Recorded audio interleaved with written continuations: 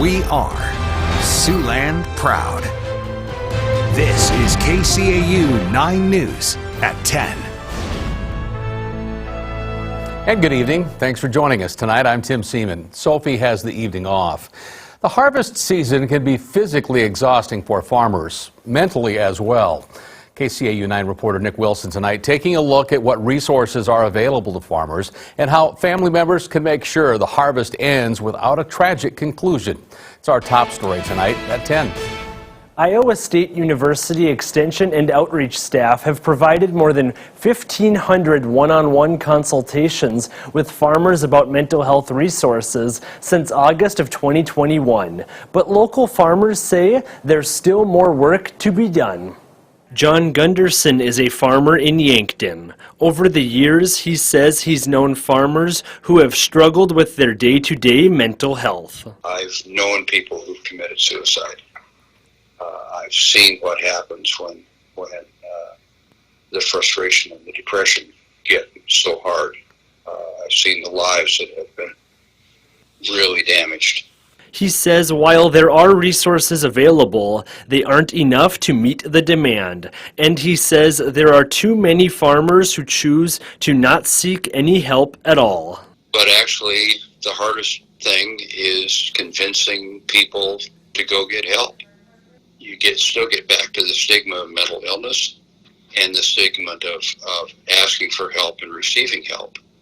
Debbie Borg is a Siouxland farmer. She says the extreme drought in Siouxland has been frustrating, but accepting what you can't control is part of being a farmer. You know, we've been weather dependent since the first year, since farming began. And you do learn, you have to work with Mother Nature. So having faith is very important to get you through these trying times. Amy Block is the executive director of Catholic Charities. That group provides mental health services to adults and children. Block says irritability, a lack of sleep, and mood changes can all be signs of mental health problems, and it's up to family members to ask the difficult questions. How they're doing. Are they having signs of depression? Are they having feelings of wanting to kill themselves, which can be a hard question to ask, but it's a really important question to ask and to be that direct. Block says farmers' suicide rates are 1.5 times higher compared to people working in other industries. For more information about resources available here in Siouxland, visit our website, siouxlandproud.com. Nick Wilson, KCAU 9 News. Well, candidates running for Woodbury County office got a chance to let voters know where they stand on the issues tonight. That's why our own Sophie Erber was this evening serving as a panelist during those discussions. Now, the League of Women Voters hosted the county supervisor and county auditor, county attorney hopefuls, the event at Western Iowa Tech tonight. Democrat Jeremy Dumkrieger and Republican Daniel Bittinger are running for county supervisor. They were asked about their opinions on a proposed carbon capture pipeline that would run partially through Woodbury County. I don't want the pipelines here. I think that the pipelines are a dangerous thing. I know everyone was worried about the windmills being a problem for their health. If you read into what these pipelines will do to someone if they explode, if they leak, then we'll not only ruin the ground, they will vaporize into CO2 clouds and travel down the valley. If it goes past your house, it will asphyxiate you, it will drown you. There will be no one to come save you because they can't get in there. Off that, a lot of what Jeremy just said I actually would agree with on that. I'm personally not a fan for the carbon pipeline. I think, first of all, it's on a public company. It's not for the public good. It's a personal privatized company. So I believe that using eminent domain would not qualify for that. And so I believe that landowners have the right to do what they want with their land. I do agree, right, from my own reading and research, there's a lot of potential health hazards with this that would be very hard to mitigate and control if a pipeline rupture would happen. Also participating tonight were Democrat P.J. Jennings and Republican James Loomis. They hope to become Woodbury County attorney. Tonight they shared their thoughts on a variety of topics, including what they're proud of. But I'm also proud of all the other things that we've established family and treatment courts since I've been county attorney to help those mothers with those children. We've established the Veterans Treatment Court to help those individuals committing crimes that are veterans. So there's many things that I've established and have accomplished since I've been county attorney, and I'm most proud of some of those things. I am most proud of the fact that over these years, as an assistant county attorney, as a prosecutor, I've developed relationships with officers. And I've worked closely with really good people all across the board.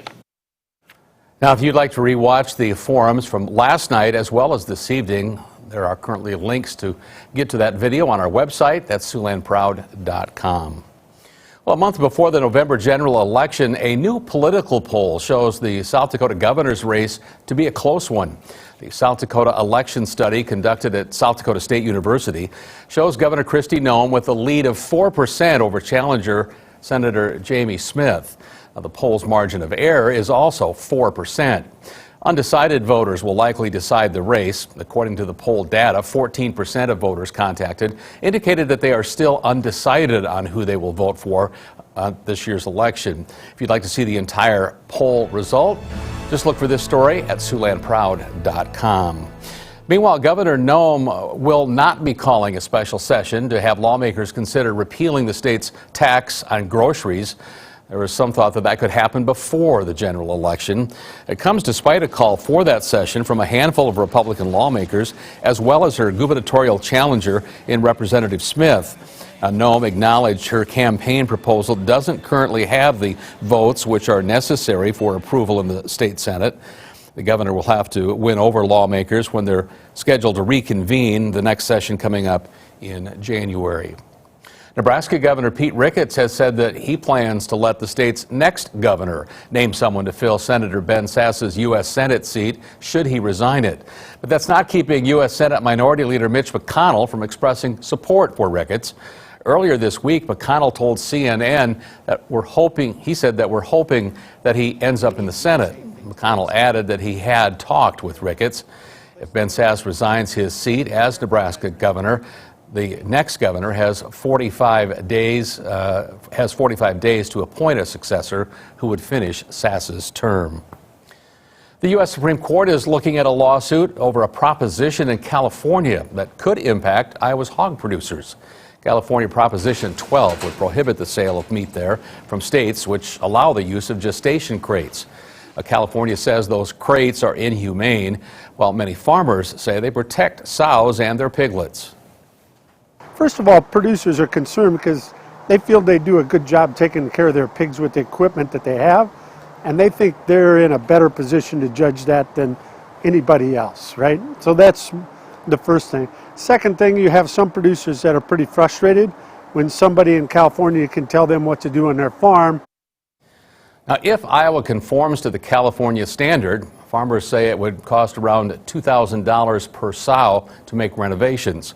A legal decision on the matter could be lengthy since the ruling could impact other state laws where states differ in a national market. The trial of a man accused of killing a 10-year-old girl in eastern Iowa has been delayed. Attorneys for Henry Dinkins successfully argued that they need more time to review the large amount of evidence in the case. Dinkins was scheduled for trial later this month. A new date, though, still has not been set.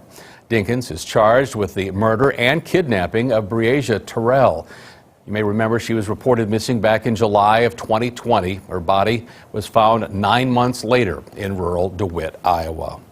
Big news from the Iowa State Fair today. Its CEO announcing he's retiring.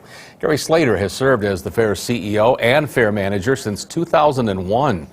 During his tenure, the State Fair set an all-time attendance record in 2019, along with an all-time one-day record this summer.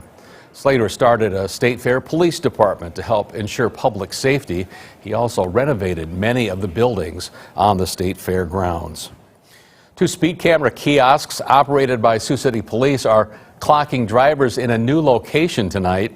One is located in the 2900 block of Transit Avenue, the other in the 3400 block of Military Road. They previously were located on Floyd Boulevard along with Hamilton Boulevard.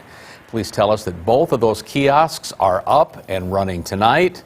So be on your best behavior if you're out driving late here in Sioux City tonight. It's funny, Scott, when they announced those cameras the first time, how often, I know I caught myself checking as I was going down Floyd Boulevard. I went down Hamilton Boulevard today and I noticed its absence. So I was kind of curious where it had gone off. You didn't get the lead foot because of it, though? No, okay. I was still following the rules. That's good. That's good. Yes. Well, we did have that wind at our backs today. That was Indeed. For certain out there. Very strong gusts. And it looks like we will have that windy weather persist for a little while longer as we go through tomorrow and Friday. Some very typical autumn temperatures as a dry pattern drags on.